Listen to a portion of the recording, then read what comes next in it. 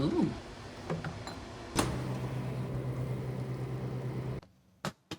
This ThinkPad is very dirty, and probably yours is too, especially if you have an older one like a ThinkPad T430 or a ThinkPad T420. And it's pretty easy to clean actually. All you need is like two things. First of all, magic eraser and some water. We kind of have to remove the pizza. As you can see, it is quite dirty. I mean, there is some spots here, and then there is some scratches, visible scratches over here. And over here is not that bad, but you can see a faint outline. I'm not sure if we can remove all of this, but we're gonna try our best. Make sure to remove this so that nothing gets damaged while you're cleaning. This thing works well on older ThinkPads, as in the T430, T420, and the T480. But when it comes to newer ThinkPads, such as this ThinkPad T490, the results might be a little bit mixed. As you can see, it didn't really fix it all that much. In fact, sometimes the coating could get removed. I think this is because they kind of changed the way how they do rubber coatings in the T490 compared to like the T480 and older. So if you have that, keep in mind. Though there might be other methods that are more effective for these newer ThinkPads. But for the older ones, the best thing to do is magic eraser. First thing that you have to do is get your magic eraser, which in this case, we're gonna open it. And yeah, these comes in 2 packs and this is quite cheap actually. All right, so you get your magic eraser and then you have to do 2 passes.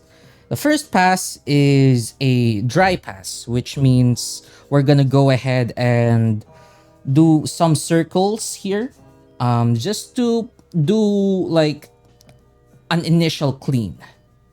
So we're gonna doing that. Make sure you do it with low pressure, because if you do it in very high pressure, it might damage the ThinkPad. Oh! This kind of acts like a spongy sandpaper, is something that I can describe. It might not be the right definition, but it is what it feels like. Because what this technically does is shave off a very small layer. So if you do it too much, you might damage it, but I've heard reports that everything is fine, especially after how many passes. Yes. And once you're satisfied with everything, you can go ahead and do the second pass. And the second pass is a wet pass, which means you dabble a bit of water.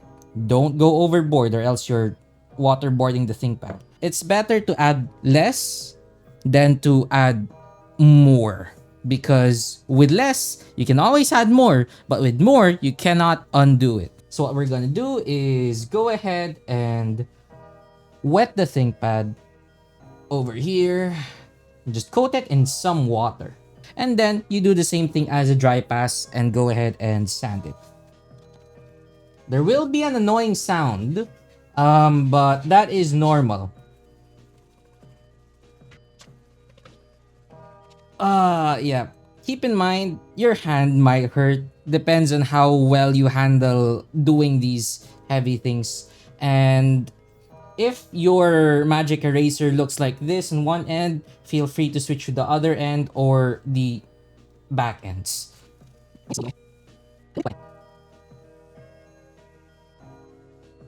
Ow! Okay.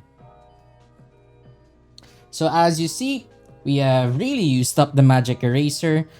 And now you can either wait for it to dry or you can speed up the process by getting some tissue.